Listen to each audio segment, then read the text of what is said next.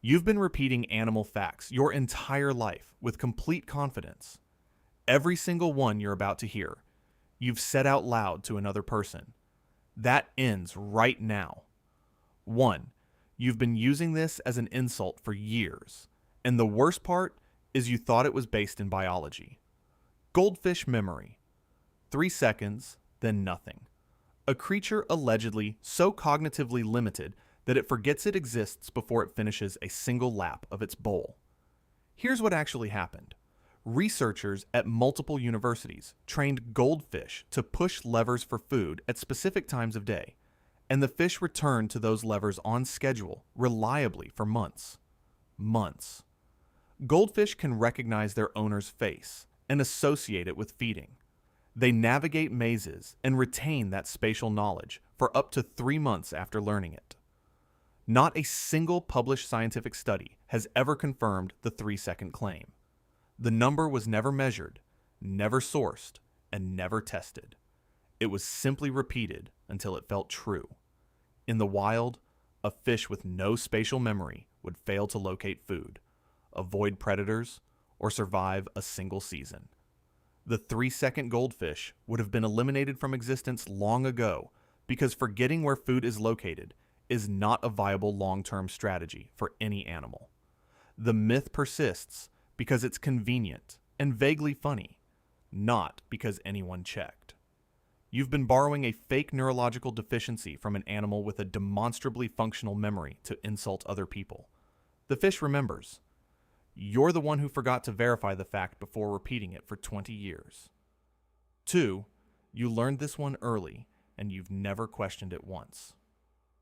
The matador waves the red cape, the bull charges, and the color is obviously the trigger. It's practically a law of animal psychology at this point, confirmed by every cartoon, every sports broadcast, and every confident adult who explained it to you without checking. Cattle are dichromats.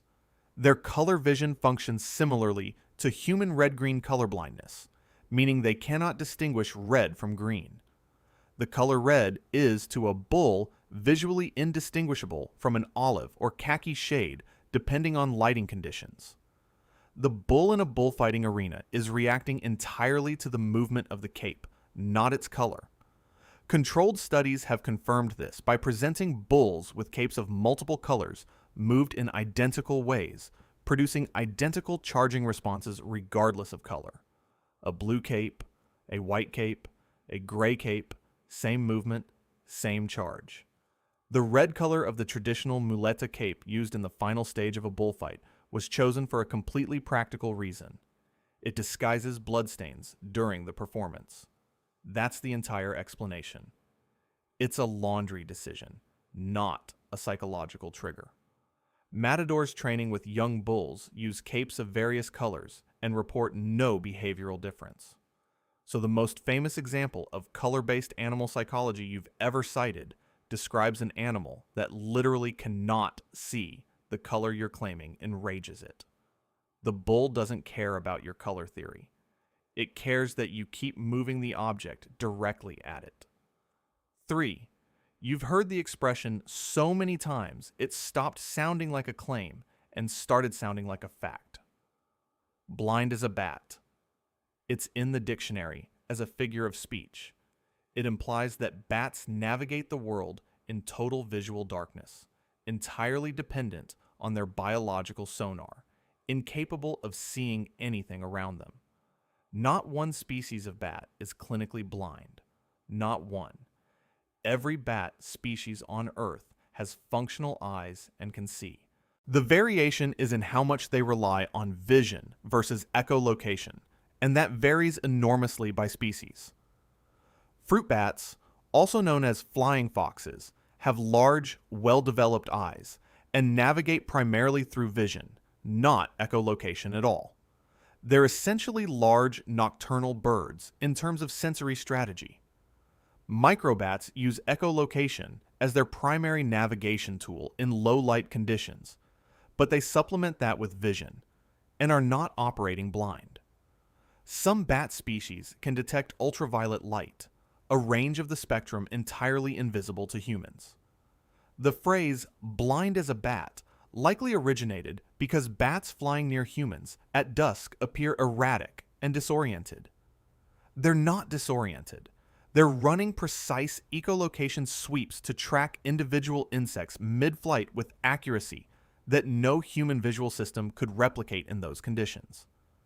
The animal you've been using as a metaphor for blindness has been doing things with its sensory system that yours physically cannot do.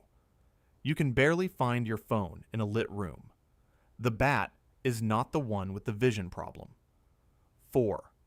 This one was specifically designed to modify your behavior, and it worked so well that you still believe it as an adult. Don't touch the baby bird. One finger on those feathers, and the mother abandons the chick permanently, because apparently avian parental instinct operates on a zero-tolerance contamination policy. Most birds have a genuinely weak sense of smell. Their olfactory systems are not equipped to detect the subtle chemical signature of human contact on a feather. The idea that a parent bird would sniff its chick, detect trace human scent, and immediately write the offspring off is biologically implausible in the vast majority of species. Studies of nest disturbance show that parent birds return to disturbed nests at rates nearly identical to undisturbed ones. The real concerns when handling a fallen bird are stress from mishandling, physical injury from inexperienced gripping, and the possibility of drawing predator attention to a grounded juvenile, none of which involve parental rejection based on scent. Birds invest an enormous amount of biological energy into each egg, the construction of a nest, the metabolic cost of laying, the weeks of incubation. Abandoning a viable, healthy chick because a human briefly touched it would represent an evolutionary failure so severe it would have been eliminated from any species practicing it. The myth was circulated by wildlife educators and well-meaning parents who wanted to stop children from harassing birds. It was a management strategy, not a fact. The bird isn't abandoning its baby. You were just being handled. 5. This one became a metaphor for cowardice and denial, so thoroughly embedded in the language that people stopped noticing. It's a claim about a real animal. Ostriches bury their heads in the sand when threatened. The giant bird, confronted by a predator, jams its face into the ground and waits for danger to stop existing. No ostrich has ever done this. The behavior has never been documented in the wild, in captivity, or in any peer-reviewed observation. The myth is believed to originate from the Roman writer Pliny the Elder, who described ostriches concealing their heads in bushes, a claim that was slowly distorted through centuries of retelling until the vegetation became sand. What ostriches actually do near the ground is rotate their eggs in shallow underground nests, periodically lowering their head to turn the eggs. From a distance and without context, this looks like head burying. In reality, when threatened, an ostrich runs at up to 45 miles per hour, which makes it the fastest bipedal animal on Earth. If cornered and unable to flee, it kicks forward with enough force to kill a large predator. An ostrich's eye is larger than its brain, and it is a visual animal built to detect threats at long range. The entire metaphor for cowardice is built on an animal that can outrun a horse and kick through a car door. Whoever invented this comparison was clearly not paying attention to the actual bird. 6. Every nature documentary, every classroom illustration, and every child's introduction to the animal kingdom has sold you this one with complete confidence. Put a chameleon on a surface and it matches the color. Living camouflage. The world's most sophisticated biological stealth system, precisely calibrated to mirror any background on command. Camouflage is a secondary function at best. The primary purpose of color change in chameleons is communication, thermoregulation, and emotional signaling. And the biology makes this undeniable once you look at it. Chameleons contain specialized cells called chromatophores, which hold pigment, and iridophores, which contain tiny light-reflecting crystals. These cells shift their structure in response to neurological signals generated by the chameleon's internal state, not by visual input from the surrounding environment. A chameleon does not scan its background and then replicate it. It responds to how it feels. Bright, dramatic color displays in males are most commonly associated with aggression toward rival males or courtship displays toward females. Darker coloration is a thermoregulation response. The animal is absorbing heat from sunlight. When a chameleon is genuinely stressed or frightened, it typically turns dull gray or brown, which does provide some concealment, but that's a stress response, not a tactical decision. Their resting baseline coloration already provides general camouflage without active change. The dramatic color shifts you find impressive are social signals layered on top of that. The chameleon isn't a spy. It's an animal that cannot hide its feelings. Every color shift is an involuntary emotional broadcast. It's not camouflage. It's a mood announcement with legs. 7. You've been imagining your dog's entire visual experience as a grainy, depressing monochrome film for its entire life. Every toy, every park, every sunset rendered in shades of gray. It's a sympathetic image, and it's wrong. Dogs see color.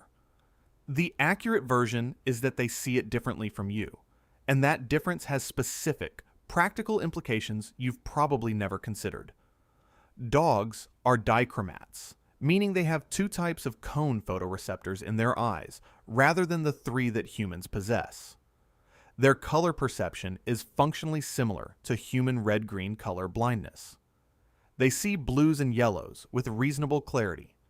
Red and green, however, are essentially indistinguishable from each other.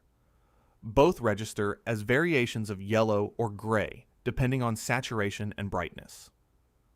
The myth that dogs see only in black and white likely spread because early animal vision research was incomplete, and the simplified takeaway, dogs can't see color, spread faster than the nuanced correction. Here's the practical consequence of this myth that no one addresses. The pet toy industry predominantly manufactures toys in red.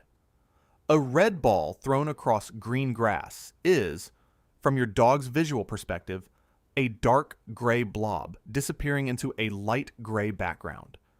You've turned fetch into a high difficulty visual puzzle and then blamed the dog for losing it. Blue and yellow toys are significantly easier for dogs to track. The science has been available for decades. You just never updated the mental image. The dog has been squinting at your toy choices for years. 8. This is the fear that kept generations of children from touching anything in the garden. 1 toad, 1 finger, and suddenly your hand erupts in warts. It was delivered not as superstition, but as practical medical advice, repeated by parents and teachers with genuine certainty. And it is completely disconnected from how either toads or warts actually function. Human warts are caused by the human papillomavirus, known as HPV, a virus that infects only humans and spreads through direct skin-to-skin contact between humans. A viral infection cannot jump from amphibian biology to human biology through casual contact. The mechanism does not exist. What you see on a toad's skin is not a collection of warts. Those bumps are parotoid glands, which secrete mild chemical compounds that taste unpleasant to predators. They serve as a deterrent against being eaten. These secretions can cause mild irritation if transferred to your eyes or mucous membranes, which is a legitimate reason to wash your hands after handling a toad. But that irritation does not produce warts, transmit viruses, or cause any lasting skin condition in a person with intact skin and basic hygiene. The myth almost certainly originated from a visual association. Bumpy toad skin looks like warts, therefore touching it must cause them. That's the entire scientific methodology that launched this belief. The toad is completely innocent. It has been avoiding predators, not targeting your dermatology. If you have warts, the source is human. Go find it there. 9. There is a version of this myth that sounds scientific and a version that's pure cartoon, and most people operate somewhere between the two. The image is inescapable. A massive, slow-moving, faintly comic animal waddling across a field toward a tiny mouse and screaming. Elephants are not afraid of mice. This has been tested. The Mythbusters team conducted a controlled field experiment, placing mice in the path of wild elephants, filming the interaction with hidden cameras. The elephants noticed the mice. They watched them. They carefully stepped around them.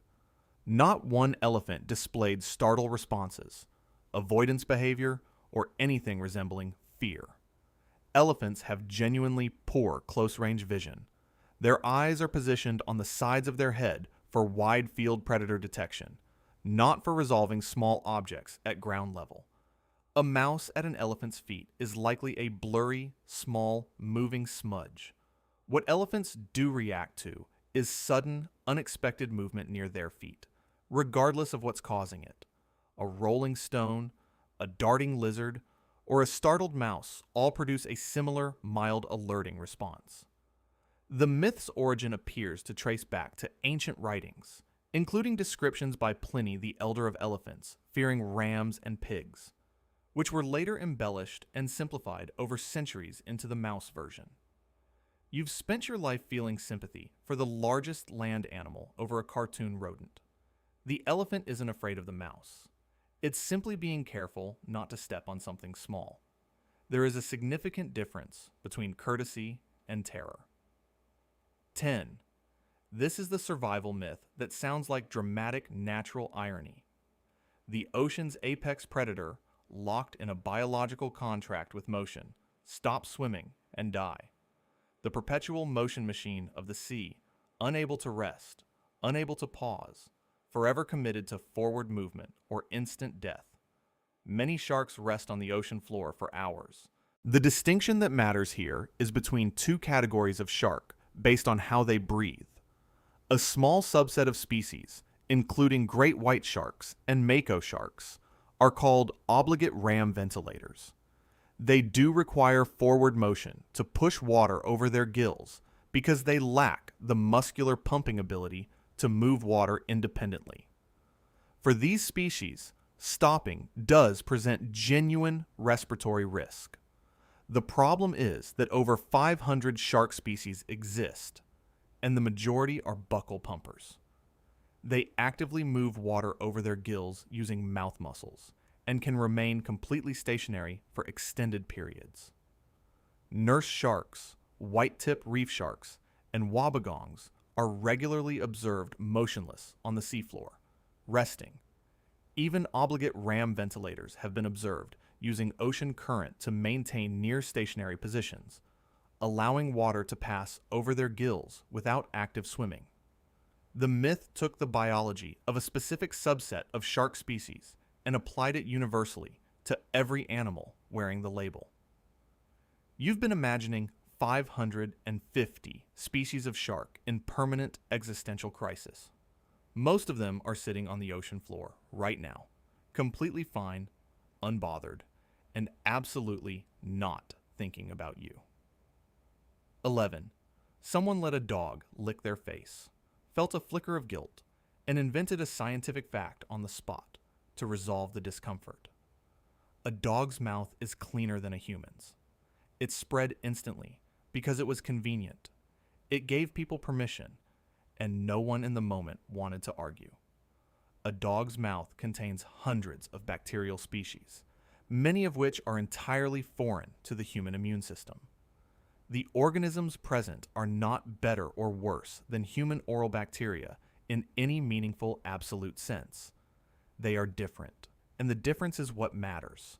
Cleaner is not a valid biological comparison between species with distinct microbial ecosystems. Among the bacteria found in dog saliva is Capnocytophaga canemorsis, which causes no symptoms in healthy dogs, but has resulted in severe infections, septicemia, limb amputations, and deaths in immunocompromised humans following licks or bites. The comparison likely originated from a misread observation that dog saliva contains some antimicrobial compounds, which is technically true, and also true of human saliva, and also completely irrelevant to whether the overall bacterial environment is safe for cross-species transfer. Consider what the dog was doing in the 20 minutes before the lick. Consider what surfaces, substances, and other animals it investigated with the same tongue. Your mouth is also not sterile, but you at least know where it's been today. Different microbial environment is the accurate phrase. Cleaner is a comfort story you told yourself after making a choice you'd already committed to. 12.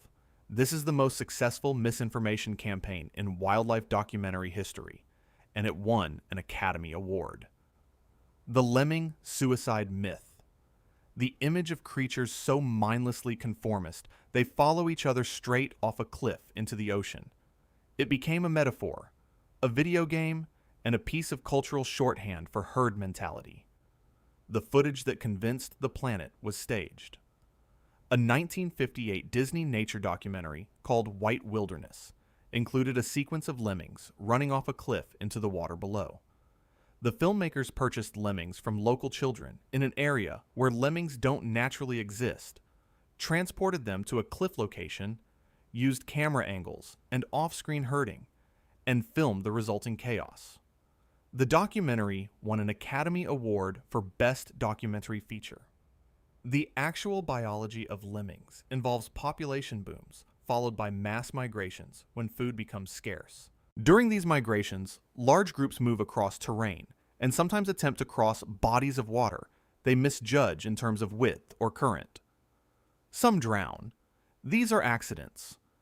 Animals misjudging a physical obstacle, not coordinated acts of self-destruction. No peer-reviewed study has ever documented intentional self-harmful behavior in lemmings. The animals were not suicidal. They were migrating, and some of them failed to successfully cross water. The film needed a dramatic ending, and manufactured one. The most famous animal behavior myth of the 20th century is a fabrication that received the film industry's highest endorsement. The lemmings were fine. The filmmakers pushed them. 13, this one started as a deliberate lie parents told children who wouldn't stop handling garden wildlife. And it worked so well that the children grew up and kept telling it to their own children as though it were a medical fact. Warts are caused by the human papillomavirus, specifically certain strains of HPV that infect human skin cells and cause abnormal cell proliferation. HPV is a human virus. It evolved to infect human biology specifically. It does not reside in toad skin. It is not secreted by amphibian glands, and it cannot be transmitted by physical contact with an animal of an entirely different biological class. The bumps visible on toad skin are parotid glands, specialized structures that secrete compounds functioning as predator deterrents. These secretions have a chemical composition entirely unrelated to any virus. They can cause mild irritation in mucous membranes if transferred by unwashed hands to eyes, nose, or mouth, which is a real and legitimate concern worth addressing. But that's a straightforward hygiene point, not a magical wart transmission event. The visual logic behind the myth is embarrassingly simple. Toad skin is bumpy. Warts are bumpy. Therefore, one causes the other. Medieval medicine operated on this principle. It's called sympathetic magic, and it has not been considered adequate scientific reasoning for several hundred years. The toad has been dealing with this reputation for centuries, for a crime it cannot biologically commit. Your warts have a human source. The toad is not involved. 14. This one has been illustrated in children's books, printed on classroom posters, and accepted without examination by generations of people who have never actually observed an adult opossum's anatomy under any kind of load. The image is charming. A row of opossums hanging upside down from a branch by their tails, sleeping contentedly, like furry ornaments. An adult Virginia opossum weighs between 4 and 14 pounds. The prehensile tail, while functional and genuinely useful, is not a load-bearing suspension cable capable of supporting that weight through hours of sleep. Young opossums, still small and developing, can hang briefly by the tail while clinging to their mother's back during transport, and may dangle for short periods in early development. This brief juvenile capability is almost certainly the origin of the myth. Adult opossums use their prehensile tail for gripping branches while climbing, for balance during navigation of narrow surfaces, and for carrying nesting materials back to a den. Sleeping while suspended upside down by the tail would require sustained muscular effort that would exhaust the animal, and any relaxation of that grip would result in a fall. Opossums sleep in sheltered locations, ground cover, tree hollows, dense brush, curled up like the reasonably physics-aware creatures they are. Every children's book illustration of sleeping opossums hanging from branches reflects a behavior the animal does briefly as an infant and never attempts as an adult. The sleep position you've assigned to this animal for your entire life would injure it. It sleeps on the ground, sensibly. 15. This one elevated the porcupine into something approaching a ranged weapon. The idea that it fires quills, launches them through the air at approaching threats, a biological crossbow, a walking projectile system that can arm you with a wound from a safe distance. The porcupine cannot fire its quills. No muscular structure, no anatomical launching mechanism, no biological system for generating or directing projectile force exists anywhere in the porcupine's body. The quills are modified hairs with microscopic backward-facing barbs at the tips. They are attached to the porcupine's skin loosely enough that they detach on contact with minimal force. When a predator makes physical contact with a porcupine, bites it, swipes at it, presses against it, the barbed quills immediately grip the attacker's skin and release from the porcupine simultaneously. This happens fast enough that it appears to be a firing event. It is not. It is a passive contact release mechanism. Once embedded in an attacker's skin, the backward-facing barbs cause the quill to migrate deeper into tissue with every muscle movement of the affected area. A quill that enters an animal's snout or paw can reach internal structures over time if not removed. Porcupines do raise and fan their quills as a threat display and will back aggressively toward perceived threats. But physical contact is required for any quill transfer to occur. You have to actually touch the animal to get hurt. Every predator that has suffered for this has only its own misjudgment to blame. The porcupine didn't fire. You walked into it. 16. This one has generated genuine overconfidence in people around elevated surfaces, balconies, and open windows for their entire cat-owning lives. The cat as a physics-exempt gymnast. Drop it from any height, at any angle, and it lands on its feet. Perfect. Every time. Guaranteed. Consequence-free. The righting reflex is real. The guarantee is not. Cats possess a flexible spine and lack a functional collarbone, which allows them to rotate their body mid-fall to orient feet downward. This reflex requires adequate airtime to complete. Falls from very low heights, under 1 or 2 feet, don't allow enough rotation time, and awkward or painful landings from short distances are well documented. The counterintuitive finding in veterinary data is that cats falling from medium heights, roughly 2 to 6 stories, sustain more injuries on average than cats falling from greater heights.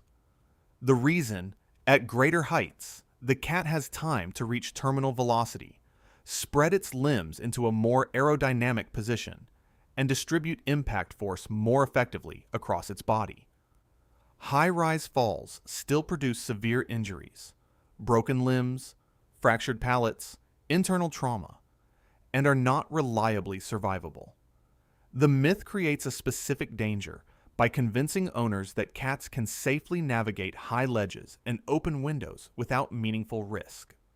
The righting reflex is an impressive evolutionary adaptation. It is not a guarantee of safety from falls of arbitrary height. There is a meaningful and expensive difference between usually does reasonably well and physically cannot be harmed by falling. Ask any cat's vet to clarify. 17. This is the ocean's most confidently repeated measurement, delivered by people who have never checked the source, to audiences who have never questioned the specificity of the number. 1 drop of blood detected from 1 mile away. It's practically a slogan. It made ocean swimming feel like participating in a biological lottery every time you have an unhealed scratch. Sharks possess a genuinely impressive olfactory system. Approximately 14 to 18% of a shark's brain is dedicated to smell, and they can detect certain compounds at concentrations as low as 1 part per million. Here's the problem with the famous statistic. 1 part per million is not 1 drop per mile. 1 part per million is roughly 1 drop dissolved in about 25 gallons of water. The numbers are not comparable. Someone at some point performed an impressively bad unit conversion, and the error propagated into every ocean infographic, documentary narration, and wildlife factoid ever published. Detection range also depends entirely on water current, temperature, salinity, and species. A shark cannot detect odor in a clean radius around a central point. Scent travels on current. A shark positioned down current from a blood source will detect nothing. One upcurrent detects it quickly. Most sharks that detect blood investigate as scavengers responding to a potential carcass, not as predators zeroing in on a healthy swimmer. The mile-away 1-drop story is a unit conversion error that went feral and never got corrected. The shark's nose is real. The mile is not. 18. The image is iconic enough to be on a truck stop t-shirt in every state. A silhouette of a wolf, a full moon, a haunting howl rising into the night sky. It's been romanticized into a cultural constant. The lone wolf and the moon as inseparable companions, one always calling to the other across the dark. Wolves howl to communicate. The moon is not involved. Wolves are nocturnal and crepuscular hunters, meaning they are most active at night and at the boundaries of daylight. The moon is visible at night. These two facts coexist without any causal relationship. Wolves raise their heads upward when howling because projecting sound away from the ground, away from sound-absorbing terrain, dense vegetation, and surface-level obstacles, allows the vocalization to carry farther. It's acoustic efficiency, not astronomical orientation. The specific triggers for howling are functional: locating separated pack members across large distances, communicating territorial boundaries to neighboring packs, coordinating before or during a hunt, and responding to distress signals from other pack members. A full moon may provide more ambient light, enabling more active nighttime behavior and therefore more howling, but the moon remains a background condition, not a trigger. No study has found any correlation between lunar phase and howling frequency when controlling for light levels and activity. The wolf is not serenading the sky, it's telling its family where it is. You saw 2 things happening simultaneously and built an entire mythology out of a coincidence. 19. This is the fear that lives entirely in the imagination of people who have never touched a snake. The universal shudder. The assumption so completely embedded in the human aversion reflex that people who have avoided snakes their entire lives will describe, with total confidence, exactly how they would feel. Slimy. Wet. Like something that arrived from a nightmare's texture department. Snakeskin is made of scales composed of keratin, the exact same protein that forms your fingernails and the outer layer of your hair. Keratin is inherently dry, firm, and non-porous. Snakes produce no external mucus, no skin secretions, and no moisture that would create anything resembling a slimy surface. The confusion between snakes and slimy animals almost certainly comes from conflation with amphibians. Frogs, toads, salamanders, and other moisture-dependent animals that do have mucus-producing skin glands, which keep their permeable skin hydrated and functional. Snakes are reptiles. Their dry-scaled skin is specifically adapted to reduce water loss to the environment. It is, by design, the opposite of moisture retaining. Handlers consistently describe snake skin as smooth, cool, and firm, with a texture often compared to high-quality leather or a series of overlapping smooth tiles. The problem is that most people refuse to discover this through contact because the slimy assumption prevents it, which is precisely how the myth sustains itself across generations. Your phone screen picks up more biological material in a day than a snake produces externally in a year. The sliminess is entirely yours. 20. You've been operating under an informal social contract with bees your whole life, and the contract goes like this. It stings you, it dies, and you're even. The sting is a mutual sacrifice, nature's built-in justice system, designed to ensure that nobody gets away with provoking a bee without consequences for both parties. That contract covers exactly one species. The honeybee has a barbed stinger that is designed to anchor into the thick skin of mammals.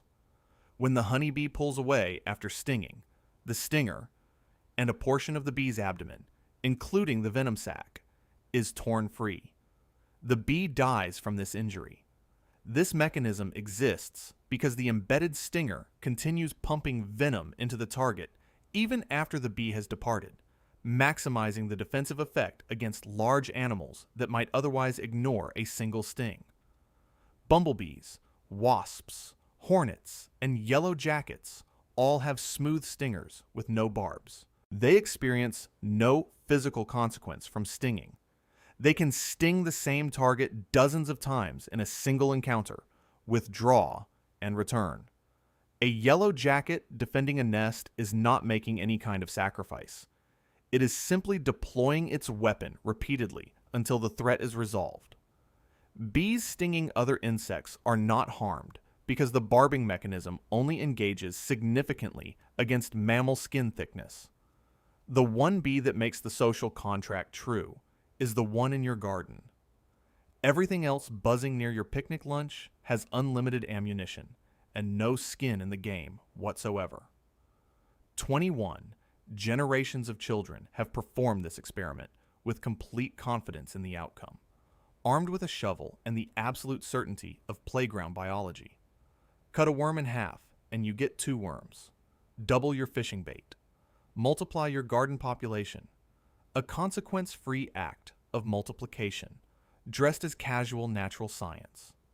You get 1 dead worm and 1 dying worm segment, and in most cases, you get 2 dead pieces. Earthworms concentrate their vital organs, including the cerebral ganglia, esophagus, crop, and the structures functioning as hearts, in the front third of the body. The rear section contains primarily reproductive and digestive structures, but lacks the neural and circulatory components necessary for independent survival. If a cut is made at the precise right location, behind the vital organ cluster, but within the regenerative capacity of the front section, the front portion may survive and eventually grow a new tail. This outcome is species dependent, location dependent, and far from guaranteed. The rear segment does not survive. It does not grow a new head. It does not become a second worm.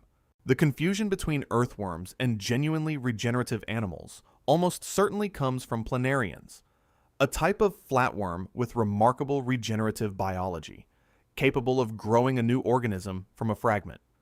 That biology was incorrectly attributed to earthworms in popular culture and became a playground certainty. The shovel was not a tool of multiplication. It was just a shovel being operated by someone with wrong information and too much confidence. 22. The entire marketing apparatus of Australian wildlife tourism has committed to this one completely. The soft gray shape in the eucalyptus tree, permanently half asleep, apparently designed by nature specifically to be held by a visitor with a camera. The obvious implication: gentle, calm, and receptive to the experience. Koalas have sharp, powerful claws designed for gripping rough eucalyptus bark. Thick, hard, fibrous bark that requires sustained gripping force to navigate. Those same claws applied to human skin under stress produce serious lacerations that routinely require medical attention. When threatened or handled against their preference, koalas bite with considerable force.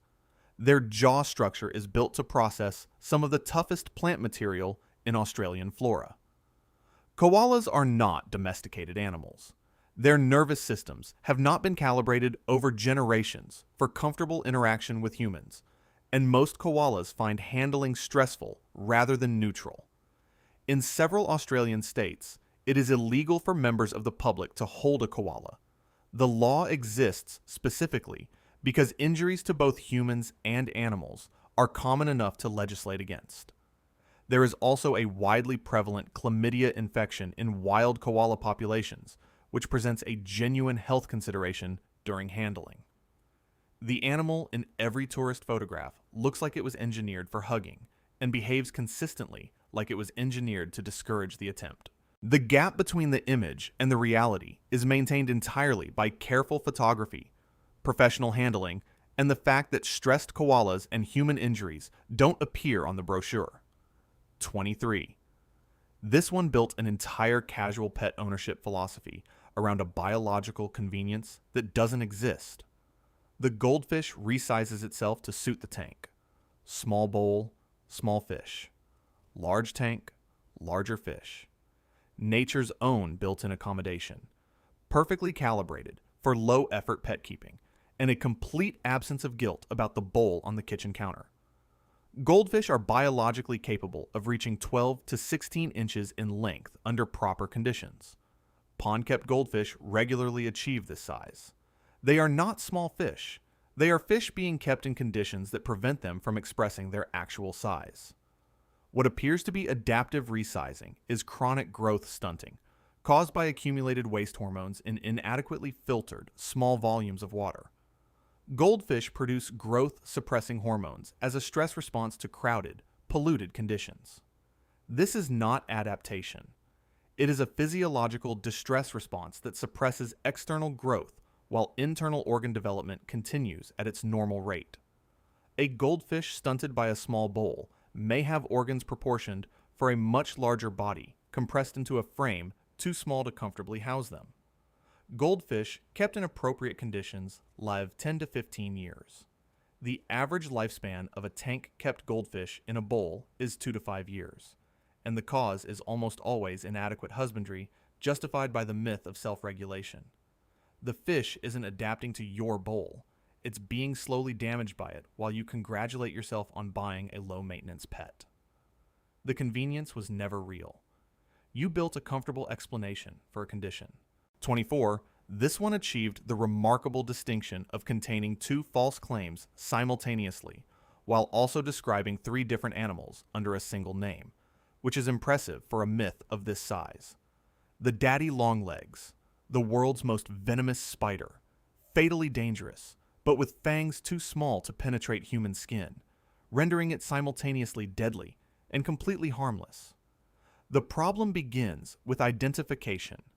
The term daddy longlegs refers to at least three biologically distinct animals, depending on which country you're in. In North America, it most commonly describes harvestmen, arachnids, but not spiders, with no venom glands of any kind. Harvestmen cannot produce venom. They cannot inject venom. The claim of lethal potency applied to an animal that lacks the apparatus to produce any venom at all is a foundational error. In other regions, daddy longlegs refers to crane flies, which are insects, and which have no venom glands. The third candidate, cellar spiders, are actual spiders with actual venom. But laboratory testing of cellar spider venom on insects has found it to be unremarkable in potency, with no evidence of exceptional danger to any organism. The CDC has explicitly stated that no toxicological basis exists for the deadly venom claim. No study supports it. The myth appears to have spread through repetition in informal settings. The kind of specific, confident factoid that circulates because it sounds verifiable, without being verifiable in practice. The most venomous spider with the least useful fangs is actually 3 different animals, one of which has no venom.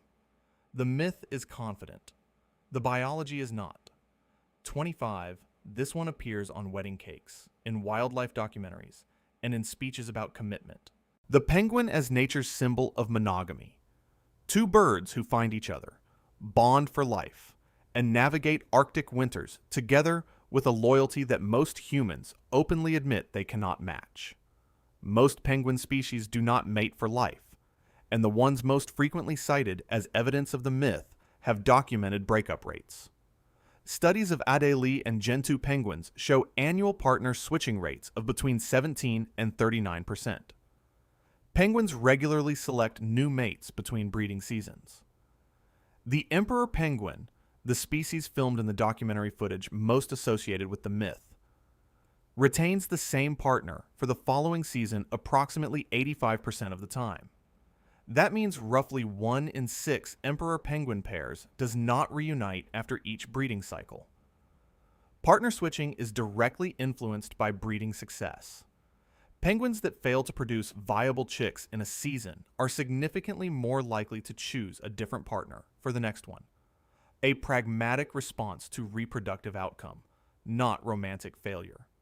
The myth was heavily amplified by documentary coverage that filmed penguin reunification scenes while omitting the proportion of pairs that didn't reunite, because reunification makes better television than separation. Macaroni and chinstrap penguins show even lower rates of long-term pair fidelity. The animal on your centerpiece has a statistically measurable breakup rate, driven by practical breeding considerations. It's not that penguins are bad at love. It's that you assigned your values to an animal that has different ones. 26. The image became cinematic shorthand for instant death by water. 1 toe over the edge, a white boiling froth, and then a skeleton, and then silence. Hollywood constructed a version of piranhas as aquatic industrial shredders capable of reducing a living creature to bones in under 60 seconds. And the image stuck so thoroughly that it shapes how people think about the Amazon basin. Indigenous populations across the Amazon basin swim in piranha-inhabited rivers daily, not occasionally.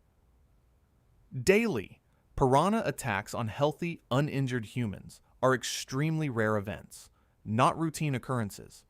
Piranhas are primarily omnivorous. Their diet consists of fish, insects, plant material, seeds, and carrion. Live human flesh is not a primary food source, and a healthy, moving human is not a typical or preferred target. The origin of the frenzy myth is largely traceable to a specific event documented by Theodore Roosevelt during a South American expedition in 1913. Local fishermen, to impress their visitors, blocked off a section of river, starved a school of piranhas for several days, and then released a cow into the enclosure. Roosevelt described what he saw as a natural demonstration of piranha behavior. It was a staged performance using artificially starved animals in a controlled enclosure, not representative of piranha behavior in normal conditions. In typical river environments, researchers describe piranhas as shy, skittish fish that retreat from large, unfamiliar animals. The aquatic chainsaw of your nightmares is, under normal conditions, a nervous fish that eats seeds. The staging was impressive. The biology is considerably less dramatic. 27. This one gets taught as a charming quirk of horse biology. The animal's romantic relationship with the upright position. Standing through every night, every nap, every moment of rest. Because apparently horses and horizontal are incompatible. Horses do sleep standing up. The mechanism is real. A system of tendons and ligaments called the stay apparatus allows them to lock their legs in a standing position without continuous muscular effort, enabling light dozing without falling. This is genuine and well documented. The incomplete version of this fact, the one that gets passed around, stops there and implies that lying down is either impossible or unnecessary. Horses require lying down, sleep, for REM cycles. REM sleep, the deep restorative phase during which the brain consolidates memory, processes information, and performs critical maintenance functions, requires complete muscle relaxation. Complete muscle relaxation cannot occur while standing because the stay apparatus still demands some residual physical engagement. Horses that are unable to lie down due to pain, injury, unsuitable terrain, social stress from dominant animals, or fear of the environment develop sleep deprivation. If the deprivation continues, the horse will eventually collapse involuntarily as the body forces REM regardless of circumstances. A horse lying flat on its side is most often simply in deep sleep. It is only a veterinary concern if the horse cannot rise, not if it has chosen to rest there. Horses sleep standing up the way you sleep in an airplane seat. Technically possible, not remotely adequate, and eventually the body overrules the situation. 28. This one operates as though the name was assigned by someone who watched a few crows and knew exactly what they were dealing with. A murder of crows. Dark, precise, appropriately menacing. Obviously, the name was chosen because someone observed crows and concluded that the word murder captured their essence. The collective nouns for animals in the English language were largely invented as a social performance by medieval English nobility and standardized in a 15th century hunting manual attributed to Dame Juliana Berners, called the Book of St. Albans. These terms functioned as a test of aristocratic education. Knowing the correct collective noun for a given animal demonstrated class and intellectual refinement. Many of the terms are whimsical, alliterative, or poetic, rather than descriptive of any real behavior. A parliament of owls, a bloat of hippopotamuses, a conspiracy of lemurs. The word murder was assigned to crows in this context, as a bit of dark poetry, not as an observation of behavior. The actual biology of crows is almost insulting to the ominous label. Crows are among the most cognitively sophisticated birds on Earth. They use tools, recognize and remember individual human faces, hold grudges across years, teach skills to their offspring, and have been documented gathering around deceased crows in behaviors that researchers cautiously describe as social processing of death. The label murder assigns Gothic menace to one of the most socially complex and intelligent birds alive. A medieval aristocrat thought it sounded impressive. The crow didn't earn it. Someone just liked the sound of it.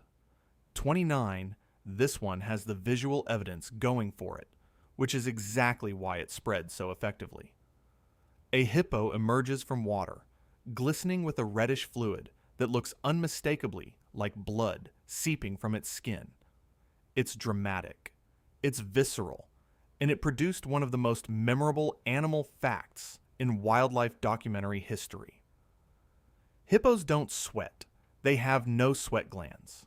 Body temperature regulation for hippos is achieved almost entirely through water immersion and through the secretion of a specialized fluid from skin glands. That fluid, sometimes called blood sweat, is neither blood nor sweat. It is a reddish-orange mucus secretion containing two distinct acid compounds, hipposudoric acid, which is red, and norhipposudoric acid, which is orange. Laboratory analysis of hipposudoric acid has found it to possess significant antibiotic properties, actively inhibiting the growth of pathogenic bacteria on the skin surface. Norhipposudoric acid functions as a UV filter, providing broad-spectrum sun protection estimated to be equivalent to SPF 30 to 50. The fluid also appears to have properties that accelerate wound healing. Hippos living in bacteria-rich river water and engaging in frequent violent territorial fighting rarely suffer from infected injuries, despite consistent trauma. So the fluid is simultaneously a sunscreen, an antibiotic coating, and a wound-healing agent produced automatically at at no cost by an animal that weighs 4,000 pounds and doesn't think about any of it. The cosmetics industry has spent considerable resources attempting to develop each of those properties individually. The hippo produces all three at once, for free, while eating grass. 30. The living fossil label gets attached to sharks with a particular kind of reverence, as though the animal managed to achieve biological perfection so early in evolutionary history, that time had nothing useful to contribute. 450 million years, and nothing needed changing. The ultimate compliment framed as a natural history fact. Modern sharks are substantially different from their ancient ancestors. Early sharks looked radically unlike any living species. Helicoprion had a spiral whorl of teeth in its lower jaw, a structure with no equivalent in any living animal. Stethecanthus possessed an anvil-shaped dorsal fin covered in tiny denticles, a structure that disappeared entirely from the shark lineage. Megalodon, often cited as the terrifying ancestor of modern great whites, was a 50-foot predator that modern genetic and fossil analysis indicates was not ancestrally related to great whites at all. The two lineages diverged from a different common ancestor. The great white shark evolved approximately 16 to 11 million years ago, a blink in geological terms, and far more recently than the ancient shark origin story implies. Over the full span of shark evolutionary history, more than 1,000 species have appeared, diversified, and in many cases gone extinct, with vastly different body plans, reproductive strategies, and ecological roles. The term living fossil is increasingly rejected by evolutionary biologists as misleading. It implies stasis where continuous adaptation has taken place across hundreds of millions of years. Unchanged is a description of your understanding of the animal, not of the animal itself. 31. This one produced a survival strategy that people deliver with complete confidence, as though they've tested it against an actual crocodile and come back to report the results. You can outrun one in a zigzag. They can't turn. On land, they're slow, awkward, basically helpless. The aquatic ambush predator out of its element, reduced to a lumbering inconvenience once you've got dry ground under you. Saltwater and Nile crocodiles can reach land speeds of 10 to 14 miles per hour in short bursts using a gait called the high walk, in which the body is lifted clear of the ground. The average untrained adult human runs at 8 to 10 miles per hour. The crocodile is faster than you. It also uses a galloping gait, both front and back legs moving in coordinated pairs, for rapid charges and escapes, reaching similar burst speeds with less warning. The zigzag advice is specifically dangerous because it introduces lateral movement into a sprint, slowing the runner down while the crocodile continues in a straight line. A charging crocodile is not attempting to follow your footwork like a defender in a sport. It is covering ground toward you in the most direct path available. Crocodiles do tire at sustained land speeds and will typically abandon a chase over longer distances, but short distance in this context is considerably longer than most people's reaction time allows for initial avoidance. The real threat is the initial strike from a stationary position. A crocodile can lunge with negligible visible warning. Run straight. Run as fast as you physically can. Do not implement geometry. 32. The dolphin has been assigned a role in human culture that goes well beyond its actual behavior. Benevolent guardian of the ocean. Friendly ambassador to swimmers. The animal most likely to save your life if things go wrong in deep water. It appears in therapeutic programs, tourism marketing, and children's literature as the default symbol of marine goodness. Dolphins are intelligent, socially complex animals capable of a behavioral range that the friendly ambassador image consistently omits. Male bottlenose dolphins form coalitions that forcibly isolate female dolphins, herding them away from the group and preventing their departure through coordinated physical positioning. This behavior has been documented extensively by researchers studying dolphin populations in Shark Bay, Australia, and is one of the most thoroughly recorded examples of coercive social behavior in any non-human mammal. Dolphins have been documented attacking harbor porpoise calves in prolonged, violent encounters with no apparent feeding motivation. Researchers have described this as interspecies aggression. Within their own species, male dolphins inflict serious injuries on rivals and occasionally on juveniles during competition. Dolphin behavior around humans has included ramming, biting, and physical intimidation. These incidents are underreported, partly because they occur in tourism contexts, where the narrative is commercially inconvenient. The rescue behavior, pushing a struggling swimmer toward shore, is real. The same pushing instinct directed away from shore has also been documented, and those people did not return to write accounts of it. The dolphin is not a moral actor. It is an intelligent, powerful animal with its own agenda. 33, this one has been used to establish turkeys as the definitive example of catastrophic animal stupidity. A bird so completely devoid of cognitive function that it will stare at the sky during rainfall until it fills with water and drowns. The claim gets repeated at holiday tables as though it's common knowledge, a piece of trivia so well established that it barely requires sourcing. Turkeys don't drown in rain. The behavior that gave rise to the myth exists, has a name, and has a completely different cause. Some domestic turkeys exhibit a behavior called stargazing, in which the head tilts back and remains oriented skyward for extended periods. This behavior is caused by a genetic neurological condition called tetanic torticollis, which produces involuntary muscle contractions affecting neck and head positioning. It is a health condition. It is not curiosity, confusion about precipitation, or evidence of cognitive failure. The condition is found predominantly in selectively bred domestic turkey breeds, where certain genetic traits have become more prevalent through commercial breeding practices. Wild turkeys do not exhibit this behavior consistently, or at rates that suggest species-wide neurological vulnerability. Turkey intelligence, while not remarkable by avian standards, includes functional problem-solving abilities, individual recognition within flocks, and social hierarchies that require consistent behavioral decision-making. Characteristics incompatible with the completely mindless animal the myth describes. The stupidity in this story has a specific and traceable origin point. The bird didn't cause it. The bird inherited it from decisions made by the people selling it. 34. This one gets passed around at social gatherings as a piece of charming scientific trivia. A confident, specific, slightly bizarre claim about the nature of a single animal's vocalization. The duck quack doesn't echo. Stated with authority. Accepted without examination. Repeated at parties. Physics does not issue species-specific exemptions from the behavior of sound waves. A duck's quack is a pressure wave propagating through air.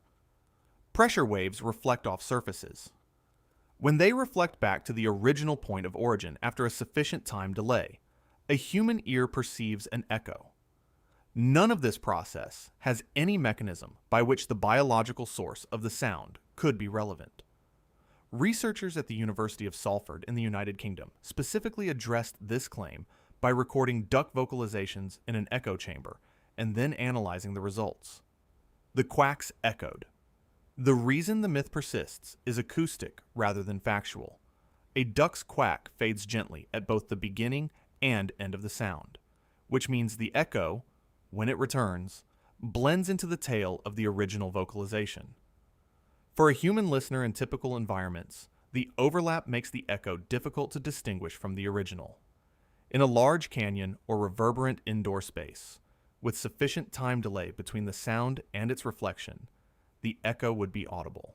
The myth originated as pub trivia, the type of confident, weird, specific claim that spreads precisely because it sounds too unusual to be wrong and too niche to bother checking. The duck quacks.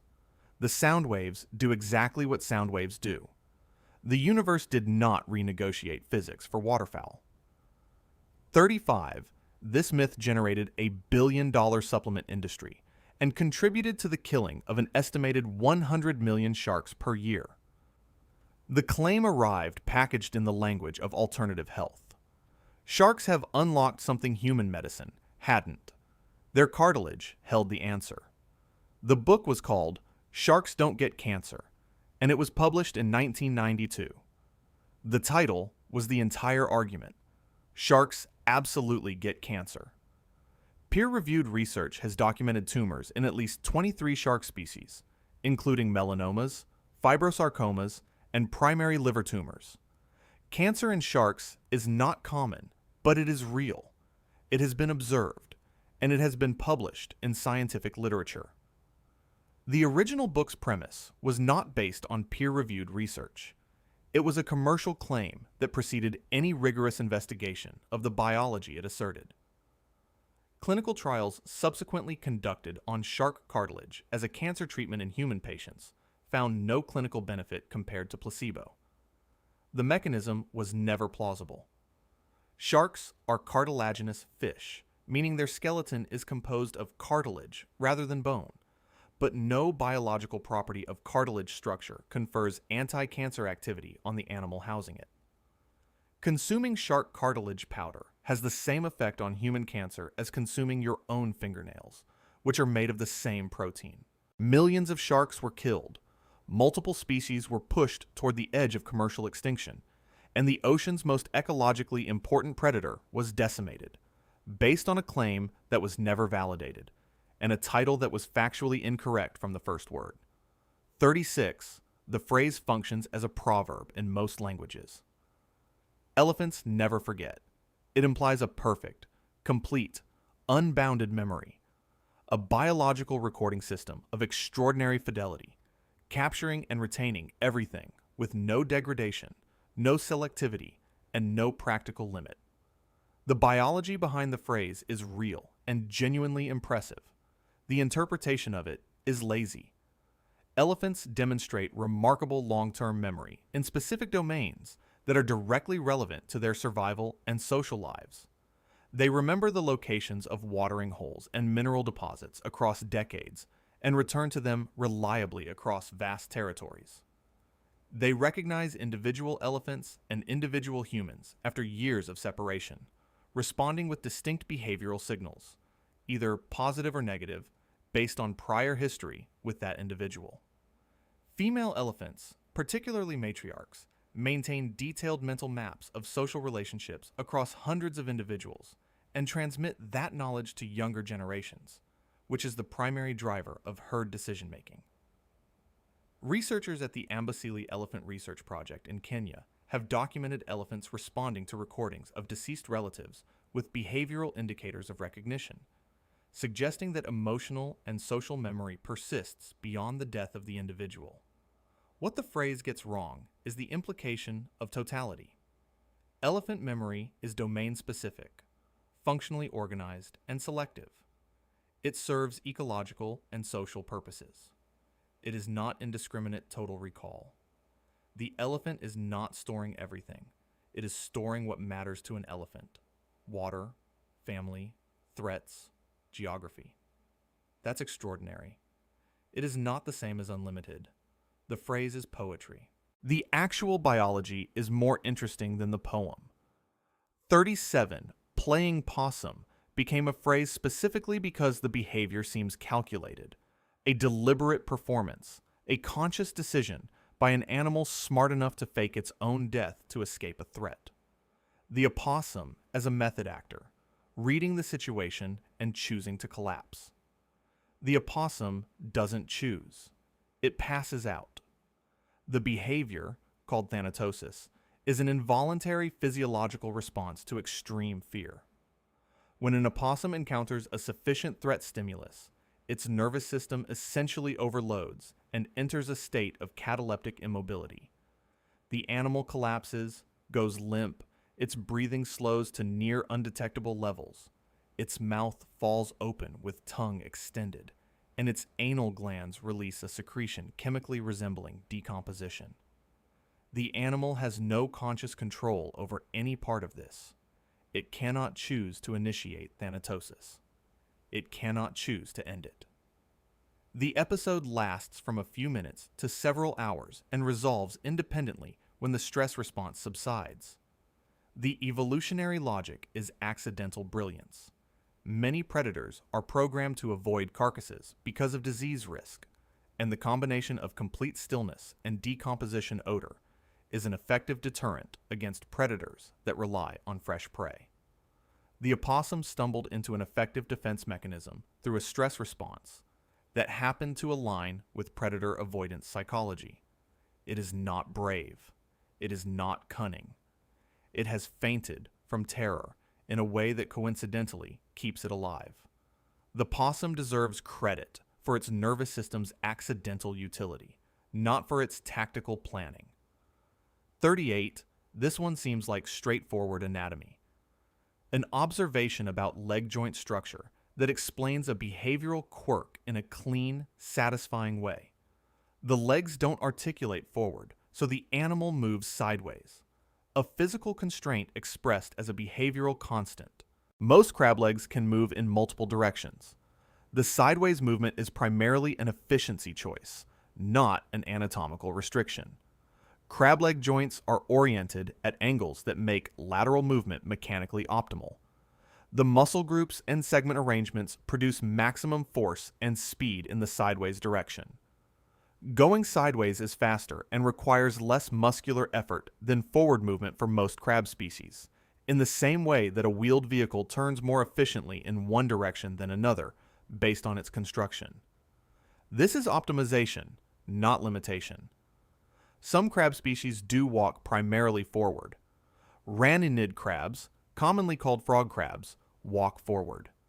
Several swimming crab species can move effectively in multiple directions, depending on the situation.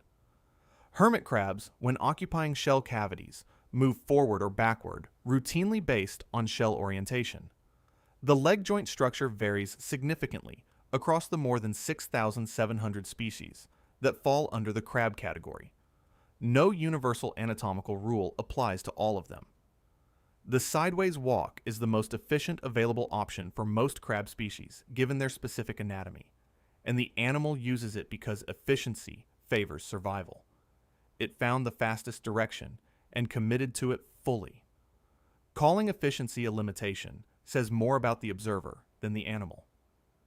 39. This one gets taught as wilderness safety advice, passed from adult to child as functional survival guidance that can be applied in the field without equipment or training. The triangular head means venomous. The round head means safe. A simple visual rule: portable, memorable, and responsible for a significant number of unnecessary snake interactions and bites. Many highly venomous snakes have narrow, rounded heads. The black mamba, one of the most acutely toxic snakes in the world, has a notably narrow, coffin-shaped, but distinctly non-triangular head. The banded krait and the coral snake, both capable of delivering fatal envenomations, also deviate significantly from the triangular profile associated with danger. Meanwhile, numerous non-venomous snakes actively flatten and widen their heads when threatened, producing a dramatic triangular display specifically to mimic the appearance associated with dangerous species. Hognose snakes, water snakes, and several rat snake species do this routinely and convincingly. The triangular head correlation exists in pit vipers, rattlesnakes, copperheads, cottonmouths, because the venom glands create that jaw shape, but this correlation does not extend reliably across all venomous snake families worldwide. Regional color pattern rules, like red touches yellow, kill a fellow, apply only within their specific geographic range and misidentify species immediately outside that range. Herpetologists and every professional wildlife organization uniformly advise treating all unidentified snakes as potentially venomous regardless of visual cues. A rule that causes people to confidently approach snakes it incorrectly classifies as safe is not a survival tool. It is a liability. Leave the snake alone. 40. You have a very specific mental image of the rooster, and it involves exactly one moment of activity at sunrise, followed by dignified silence for the rest of the day. Nature's alarm clock, punctual, scheduled, reliable, and considerate enough to confine its opinions to a single daily announcement. Roosters crow constantly across all hours in response to a range of stimuli that has little relationship to dawn as an exclusive trigger. A 2013 study confirmed that roosters do have a circadian rhythm that produces a surge in crowing activity in the period before sunrise. This is why dawn is associated with the behavior. But the study also confirmed that crowing does not stop at sunrise and continues throughout the day and frequently into the night. Roosters crow in response to light changes broadly, not just sunlight, but streetlights, car headlights, interior lighting visible through windows, and moonlight. Any light level shift can trigger the response. Roosters also crow in response to social stimuli, challenges from other roosters, territorial displays, stress, disturbance, and stimuli with no clearly identifiable external cause. Roosters in farms with urban adjacency are regularly reported crowing through the night in response to passing vehicle headlights, motion-sensitive security lights, and neighboring property illumination. The dawn association exists because the circadian surge is real. It is the loudest and most frequent daily crowing period. It is not the exclusive one. The rooster doesn't have a schedule. It has an opinion about everything, expressed at any hour, with complete disregard for yours or anyone else's. 41. This one achieved unexpected philosophical reach. The lobster as the animal that had cracked aging, biological immortality, quietly maintained at the bottom of the ocean, while every other creature on Earth succumbs to the inevitable. It became a talking point in discussions of cellular aging, death, and what the natural world might teach us about extending human life. Lobsters are not immortal. They age, they deteriorate, and they die. The biology was accurately reported and then catastrophically misinterpreted in translation to popular media. Lobsters do produce elevated levels of telomerase, an enzyme that repairs telomeres, the protective caps on chromosomes that shorten with each cell division and are associated with cellular aging. This activity does slow certain cellular aging markers. It does not stop aging. Older lobsters show declining immune function, reduced metabolic efficiency, and increasing disease susceptibility, all characteristic markers of biological aging. Lobsters also do not stop growing throughout their lives, which creates a compounding problem. As they grow larger, molting, the process of shedding and regrowing their shell, becomes increasingly energetically expensive. Large old lobsters frequently die of exhaustion from molting, or fail to complete the molt successfully, which is fatal. There is no documented case of a lobster that has not died of disease, predation, fishing, or molting failure. The largest lobsters on record were estimated at 70 to 100 or more years old. They died. Excellent telomerase activity is not immortality. It is a chromosomal maintenance strategy in an animal that still ages, still deteriorates, and still gets pulled out of the ocean eventually. 42. The giraffe has been categorized as one of the animal kingdom's silent members for most of recorded natural history. Too tall for sound, apparently, or simply too sedate for communication that required it. A gentle, quiet giant moving through the savanna in dignified silence, communicating through presence rather than vocalization. Giraffes make sounds. For decades, the assumption that giraffes were essentially voiceless was based on the absence of clearly observable vocalizations during daytime field observations. Researchers saw no obvious sound-producing behavior and concluded that communication must be primarily visual and tactile. A 2015 study by researchers at the University of Vienna recorded giraffes at 3 European zoos for over 900 hours across multiple years. The results showed that giraffes produce low-frequency humming sounds, primarily at night, consistently and across multiple individuals. The humming is believed to function as a social communication signal, used for coordination between herd members. Giraffes also produce infrasound, frequencies below the range of human hearing, which may travel over considerable distances and serve long-range communication functions similar to those documented in elephant populations. In addition to infrasound and humming, giraffes produce snorts, grunts, bleats, and coughs in shorter-range communication contexts. The animal has been communicating continuously throughout the period during which it was classified as nearly silent. The observation equipment was inadequate for the frequency range, and the timing of primary observations excluded the most active communication period.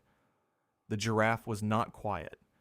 You were listening at the wrong frequency, at the wrong time of day, for the entire history of wildlife observation. 43. A bear is a bear.